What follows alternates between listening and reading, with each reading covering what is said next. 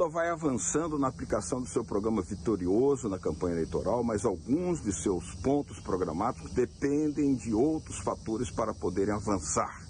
Exemplo, a atitude do Banco Central, agora independente, que mantém a taxa de juros nas alturas, impedindo que haja recursos suficientes nas mãos do governo para a retomada da economia, sobretudo para a reindustrialização, uma prioridade. O presidente do Banco Central é um bolsonarista, um neoliberal extremado que tem, por lei, mandato até 2024, sendo que Lula não tem maioria parlamentar para facilmente mudar essa lei. O curioso é que a tese do Banco Central Independente, hoje tão combatida por Lula, recebeu apoios de alas do PT e agora se revela uma grande dificuldade para que o governo possa fazer o combate à fome e também a tarefa de elevação salarial. Esse conflito seguirá sendo muito forte. Latitude Brasil está começando.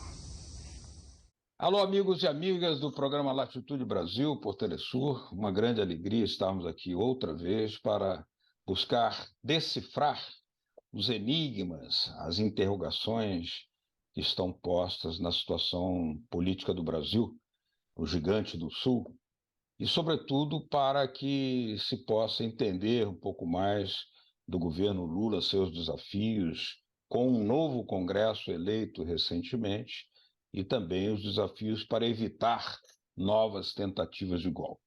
O nosso convidado de hoje é uma pessoa de larga qualificação, uma trajetória histórica muito grande na esquerda brasileira. Ele foi presidente da União Nacional dos Estudantes, lá nos anos 68, depois, inclusive, e por razões da perseguição política da ditadura, teve que exilar-se, voltou ao Brasil e continua na sua labuta pela transformação social, agora integrando as fileiras como intelectual orgânico da agroecologia, da luta pela agroecologia. Jean-Marc Van der Velde. É um grande prazer tê-lo aqui conosco. Seja muito bem-vindo à Latitude Brasil. Boa noite, Beto. Muito obrigado. E é um grande prazer estar com todos vocês que estão nos ouvindo agora. Espero que a gente consiga traduzir um pouco dessas nossas complicações brasileiras para vocês entenderem.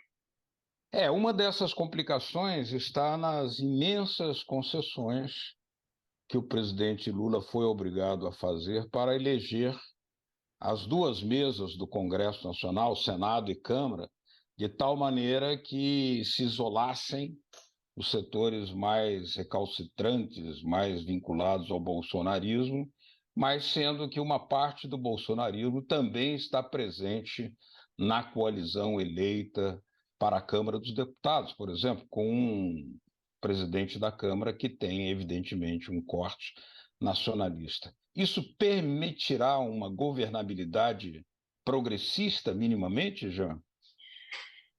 Olha, em princípio, não. Eu acho que os acordos que estão sendo feitos, que são acordos em circunstâncias extremamente difíceis para o presidente Lula e para a coalizão que o apoiou, né, nas eleições, porque tem uma diferença, uma coisa que as pessoas têm dificuldade de entender, às vezes, os que não são daqui, e às vezes até os daqui. Como é que o Lula, tendo 51% dos votos, ele tem uma minoria cachapante no Congresso? Teoricamente, né, se todos os votos que ele recebeu fossem distribuídos entre os senadores, deputados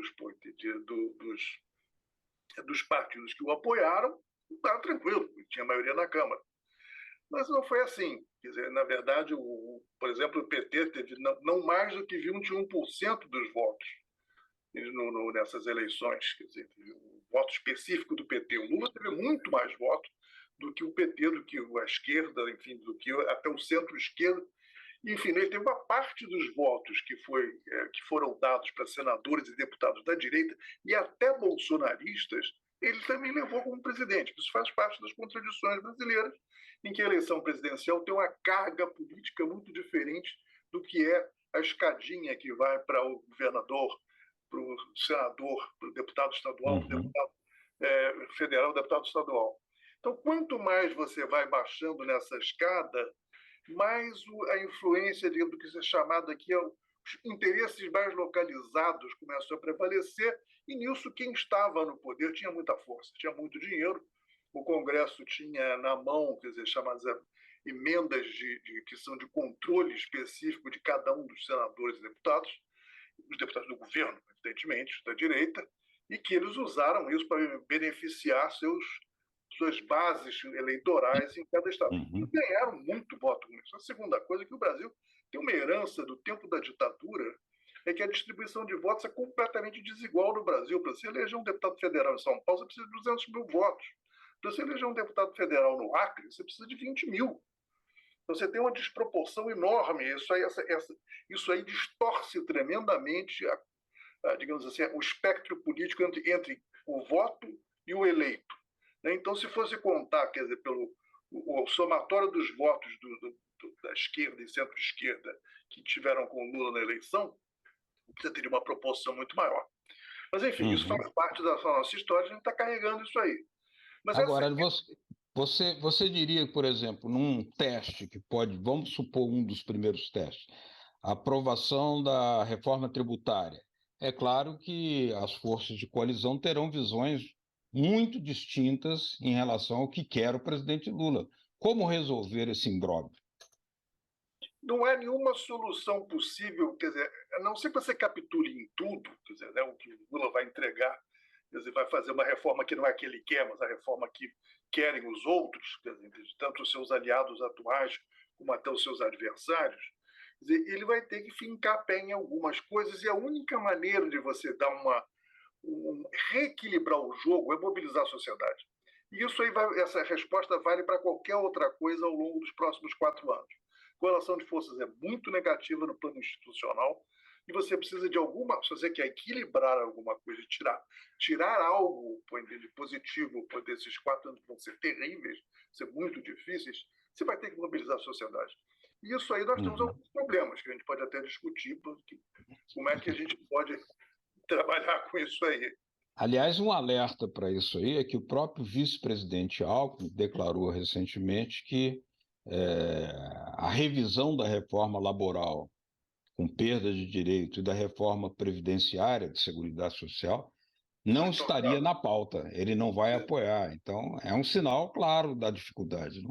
Isso aí deve ter sido um acordo feito quando ele entrou no jogo, né, do lado do Lula, certamente. Tanto que o Lula não falou muito nisso. Quer dizer, algumas pessoas falaram aqui e ali, mas ele mesmo não se comprometeu.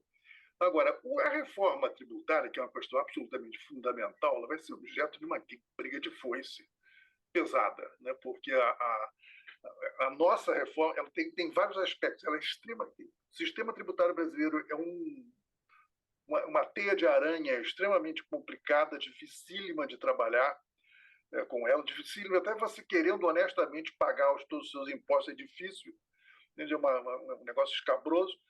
E, por outro lado, e fundamentalmente, ela é extremamente injusta, quer dizer, ou seja, ela penaliza os mais pobres sistematicamente. Então, o princípio básico que o Lula está defendendo, que o Haddad está defendendo, enfim, que o governo tem defendido, e até agora, dentro do governo, ninguém começou a falar nada contra, mas falará, é dizer o seguinte: nós precisamos de uma reforma agrária que não seja tão regressiva. Quer dizer, que quem ganha mais paga mais, quem ganha menos paga menos. Bom, esse é o princípio básico. Isso tem um apoio popular imenso, sobretudo quando você começa a divulgar, né, e tem sido divulgado, mas precisa ser muito mais, quer dizer, o nível de concentração brutal de renda que tem no Brasil, como é que isso piorou horrores durante a pandemia, que os ricos se locupletaram amplamente, os mais ferrados se ferraram mais amplamente ainda. Então, acho que tem um apelo popular, né? Agora, é preciso apelar para esse povo. Né? Quer dizer, você precisa demonstrar qual é a proposta correta, quer dizer, e apelar para que ele se manifeste de alguma forma. Convocar o povo. Convocar o povo, porque senão você fica numa discussão de bastidor em que, em última análise, o jogo está feito. Se depender apenas, né, de contabilizar, quer dizer, voto no Senado e na Câmara, nós perdemos. Já perdemos. Será que essa dificuldade também se expressará no campo da reforma agrária, porque é a sua área de trabalho? Porque nos dois primeiros governos Lula não houve, digamos, a esperada reforma agrária. Houve alguns avanços de apoio na agricultura familiar, mas não efetivamente uma reforma agrária, que, aliás, estava nas reformas de base do governo João Goulart para se fazer. O que você acha agora? Olha, a parte da reforma agrária eu já tirei tirei as minhas expectativas em relação a esse governo, que a correlação é tão difícil, tão negativa, que as possibilidades de você efetivamente, mesmo fazer aquela reforma agrária meio meia boca, né, meio aguada do tempo do primeiro governo do Lula, e da Dilma nem fala, porque ela não fez praticamente nada. Mas os dois governos do Lula, eles chegaram, e mais um pedacinho da Dilma, se for pegar, são 800 mil assentados. Não é pouco, mas é um pouquinho mais do que fez o Fernando Henrique. Não é muito diferente, quer dizer, né, qualitativamente diferente. E os vícios no próprio processo de execução da reforma agrária foram os mesmos tipos de erro, o mesmo tipo de problema. Então, atualmente, acho que isso é muito mais difícil. O Lula fez uma menção à questão da reforma agrária uma vez, programaticamente, tem a impressão que foi naquele discurso que ele fez em Sharm el-Sheikh, no Egito, em que ele diz que ele vai fazer um processo de reflorestamento, né, gigantesco, na Amazônia, mas também em outros, e que isto seria feito via reforma agrária. É uma proposta bastante complicada, né? Quer dizer, não é impossível, mas ela é uma proposta complexa, que vai exigir. Mas é a única coisa que eu vi ele falar. Não me parece que seja o melhor caminho para uma reforma agrária. Eu até diria, isso poderia ser uma parte, quer dizer, do processo de reforma agrária. Mas não sei se é o melhor, né, no momento atual, nem para reflorestamento, nem para a própria agricultura familiar. Não são coisas, mas fora isso não vejo possibilidade. Que é possível, talvez, nós estamos tão prisioneiros do jogo do agronegócio, quer dizer, e o próprio Lula está prisioneiro disso, e o próprio governo está, porque a bancada do agronegócio é quase metade do Congresso, são 223 deputados na Câmara, é uma coisa muito compacta, e o governo tem uma dependência também do ponto de vista da questão de balança de pagamentos. Não, nós estamos amarrados nesse modelismo do agroexportador.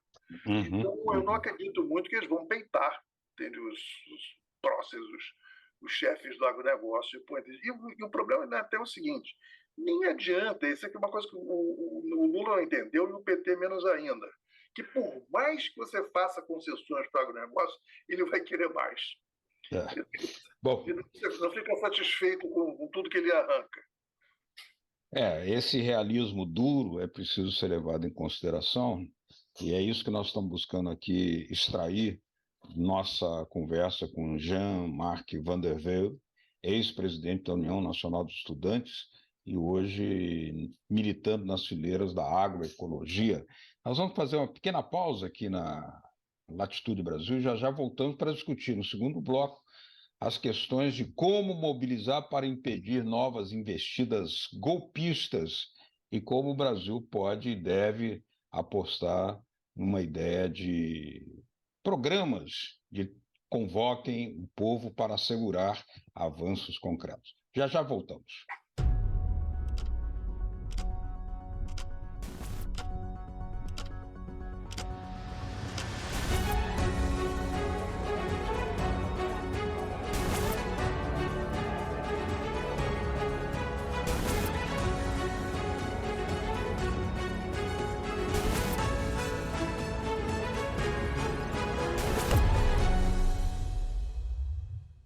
Atitude Brasil está aqui hoje conversando com Jean-Marc Van der Velde, ex-presidente da União Nacional dos Estudantes e hoje militante nas fileiras da agroecologia transformadora, sempre em busca de uma transformação mais ampla nas estruturas bem conservadoras do Brasil. Nós estamos aqui tentando apontar caminhos, porque realmente houve uma coalizão, uma construção de um movimento que obriga o presidente Lula a fazer grandes concessões. Mas no dia 8 de janeiro, nós tivemos aí uma investida bárbara, golpista, algo tremendo. Como evitar que novas situações como essa ocorram para defender a democracia? Dois caminhos que podem ser e deveriam ser articulados. Quer dizer, é você entregar resultados. Quer dizer, e o Lula está consciente disso, tanto é que ele está insistentemente repetindo: nós precisamos começar a mostrar serviço. Quer dizer, o que já não é muito fácil, porque a terra arrasada deixada pelo Bolsonaro é enorme. Eu acredito que talvez a coisa mais importante que o Lula vai conseguir fazer em 4 anos é um pouco remendar o estrago que o outro deixou para trás. A primeira, óbvia, é enfrentar a questão da fome. Não há dúvida nenhuma que fome, subnutrição, malnutrição no Brasil afeta mais da metade da população, em graus diferentes, mas são 33 milhões de pessoas, e essa altura já devem ser mais, porque a situação vem piorando. Essa pesquisa já tem 6 meses, 33 milhões de pessoas passando fome, então você tem que dar resposta a essas coisas com uma certa velocidade. Já dizia o velho camarada Betinho: quem tem fome tem pressa. Então é preciso. Então tem que agilizar a questão do cadastro único, que está uma confusão danada, né, nas estruturas, né, burocráticas do governo, que foi deixado completamente desorganizado pelo Bolsonaro. E tem que tocar, quer dizer, o lado governamental. Mas eu acho que tem que ser mais do que isso. Acho que a questão fundamental agora é você ter uma mobilização, uma campanha nacional da sociedade. Quer dizer, não é apenas o Estado que tem que fazer alguma coisa, a sociedade como um todo, que já faz, tem um monte de iniciativas que se tomam, diversificadas, diferentes de alcance, diferentes orientações, de empresas, de indivíduos até, de pequenas organizações, de associações de moradores, de associações de favelados. Enfim, você tem um monte de organizações operando no miúdo. A gente precisa transformar isso num movimento, um movimento que seja capaz de galvanizar a sociedade e enfrentar, quer dizer, as coisas de fundo que estão dentro desse tema. Eu acho que isso é um problema que não é tão simples, porque o governo está tendendo a olhar isso como todo mundo olha em geral. Dá R$600 e os caras compram o que eles puderem, pronto. Você não resolve o problema assim. Tá? Ele é mais complexo que isso, não vale a pena a gente entrar aqui agora. Mas é preciso fazer mais do que isso.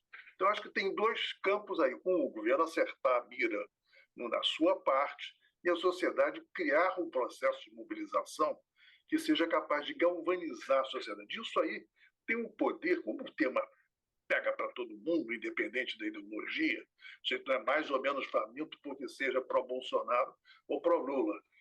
Depende desse local social em que ele está. Então, você tem uma possibilidade de você unir muita coisa diferente. Eu acredito que as igrejas se meterão todas, você apelando para um processo mobilizatório. Não, vamos organizar as bases aí para, né, tanto acessar como para oferecer apoio a outros. Quer dizer, é um movimento de solidariedade nacional que pode ter uma empatia muito grande, que pode ser um instrumento para romper as bolhas de ódio que nós estamos metidos. Acho que isso é uma questão importante. A segunda questão muito importante, que eu acho que depende, eu acho que essa questão, para começar, essa questão está no alcance do governo. Quer dizer, está no alcance, não é alguma coisa que ele vai precisar fazer uma legislação especial, entendeu? Que vai ter que negociar isso, aquilo, aquilo outro. Na verdade, eles já fizeram a primeira negociação, que é a quantidade de dinheiro que foi posta. Tem uma quantidade razoável de grana, o negócio agora de discutir qual é a melhor maneira de usar. A outra coisa são coisas que dependem de nós, depende da sociedade como um todo. Não é preciso o governo vir nos mobilizar, a sociedade brasileira, as forças políticas, sociais, devem se mexer para criar essa onda, esse movimento. O segundo ponto, que também está na mão do governo, mas aí menos, mais complicado e é mais conflitivo, é a questão ambiental. A questão ambiental, ela não é uma questão que dá voto. No Brasil, na maior parte do mundo, em geral, ela tira mais voto do que dá. Mas existe já alguma compreensão no Brasil de que você não pode manter o que o Bolsonaro fez, quer dizer, incendiar metade do Pantanal em 1 ano, você deixar destruir a Amazônia do jeito que ele fez, enfim, esse descalabro com os Yanomami, é só a ponta do iceberg. Aquilo ali é muito pior, é muito mais amplo. É bem mais grave. Então, é um tema que é possível. E a legislação que existe, embora ela seja cheia de furo, você tem meios de você usar essa legislação e meios administrativos para você botar o freio em cima desse negócio e cair em cima. Agora, tem um problema. É um problema que é politicamente e militarmente um problema complicado. Para você hoje em dia intervir nos garimpos, nas áreas de invasão de terras e do desmatamento na Amazônia, você precisa de uma força armada. Claro, O local está comprometido até o gogó, o judiciário também, os prefeitos, todo mundo delegado, todo mundo ali faz parte do jogo. Então você tem que entrar com uma força de fora. Tem que ter algum tipo de unidade cívico-militar, ainda que seja nesses pontos específicos, como há em outros países, como na Venezuela, por exemplo. Isso aí Lá é outro processo revolucionário. Teria que chegar nesse momento e abrir a discussão do seguinte: afinal de contas, as Forças Armadas são para quê? Entendeu? Para ficar dando apoio à tentativa de golpe, a ficar brincando em quartel, a deixar... Né, e todo esse garimpo está fora do interesse nacional, fora do controle do Estado brasileiro, isso vai para fora. Aquilo ali já é outra administração, não faz parte é um território ocupado pelas forças do tráfico de drogas, em primeiro lugar, que é a principal força desse tráfico, mas tem uma série de alianças aqui e ali com setores do capitalismo brasileiro e até internacional, né, que se aproveitam desse negócio. Agora, essa mobilização, o que nós vimos nos últimos anos? Desde 2016, no golpe contra Dilma, não houve a mobilização esperada da sociedade, nem dos partidos, nem mesmo da esquerda. E durante o governo Bolsonaro, perdemos direitos laborais, direitos previdenciários, com uma mobilização muito aquém da necessidade. Ela vai agora se apresentar com toda a força? Falo de sindicatos, movimentos sociais. Isso. Aí tem um problema que vem de longe. Eu diria que a primeira questão é a seguinte: a força principal de esquerda no Brasil é o PT, há muito tempo, desde a sua fundação. Ele é o produto de uma grande mobilização social do final da luta contra a ditadura, tanto dos movimentos operários, movimentos camponesas, movimentos urbanos, enfim. É uma grande mobilização política e social significativa que deu no PT. Muito bem. Continuou sendo um partido de militância durante um tempo, mas a partir do momento que ele começa a engatilhar, quer dizer, no sistema parlamentar, e sobretudo a partir da eleição do Lula em 2002, ele passa a ser cada vez mais um partido convencional parlamentar.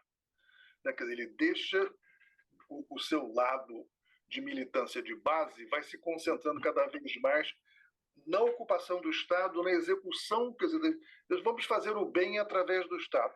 Ótimo, entendeu? Só que a sociedade precisa de se expressar, né? E nós ficamos, eu acredito que isso foi a desmobilização social do período, foram dois movimentos. De um lado, uma parte importantíssima da esquerda vai para dentro do governo, deve estar lá metida na administração, e os movimentos tornam-se espectadores. E foram beneficiados, sem dúvida nenhuma. Né? A sociedade foi beneficiada, não há dúvida, mas é uma postura diferente. Parece que esse problema agora torna-se dramaticamente vital, porque até mesmo para estabilizar democraticamente o governo Lula e protegê-lo de ações golpistas, é indispensável a mobilização popular. Isso tem que ser feito no meio da marcha, ou seja, antes que a autocrítica seja consciente, ela será implacável, a história é implacável, né? Com toda certeza. Na verdade, eu acredito o seguinte: nesse finalzinho da campanha do Lula, eu assisti duas coisas que me interessaram muito. Primeiro, nós fizemos em 2021, você disse que a reação social popular no período do governo do Bolsonaro foi muito fraca. Eu digo que em 2021 nem tanto, foi o final do período da Covid, e houve uma reação significativa. A gente ganhou do bolsonarismo nas mobilizações de rua, foram movimentos expressivos. Mas depois houve uma reencolha, diz assim, agora vamos tratar das eleições. É como se fosse pausa para o movimento social, elejamos. E esse o problema não pode ficar assim. Agora, por outro lado, é o seguinte: o Lula botou uma multidão de gente para ele fez 5, 6 manifestações de 1 milhão de pessoas. Ele mostrou uma capacidade de mobilização muito além do que a esquerda é capaz de fazer. Agora, mostra que tem um potencial aí, você tem uma possibilidade de mexer. E a segunda coisa interessante é o seguinte, no finalzinho, quando já estava aquele negócio das pessoas se assustando com o Bolsonaro crescendo no final do segundo turno, houve uma mobilização importante. Aqui no Rio, pelo menos foi, eu vi em alguns outros estados também, todo mundo saiu de casa, juntava 3, 4 pessoas e iam para as praças para discutir com as pessoas. Saímos de dentro da bolha e falamos que a gente já devia ter feito há muito tempo. Eu acho que é um pouco isso que vai ter que ser feito. Esse é o caminho. Os processos de mobilização. Muito bem. O caminho é esse. Aí estão delineadas as linhas em que se pode consolidar a democracia, assegurar a presença de um programa popular, mas sempre, sempre, sempre, sempre convocando o povo para ser protagonista. Jean-Marc Vandervelde, ex-presidente da UNE, muito obrigado pela sua presença aqui em Latitude Brasil. As portas estarão sempre abertas. Eu que agradeço, Beto, e agradeço a todos vocês que estão nos escutando agora com essa paciência grande. Valeu. Muito obrigado. Na próxima semana estaremos novamente aqui com Latitude Brasil buscando respostas, interpretações, caminhos, clarezas, iluminações para entender o papel do Brasil, sobretudo dentro desse processo de reconstrução da integração latino-americana. Aquele abraço, tudo de bom, até quarta-feira.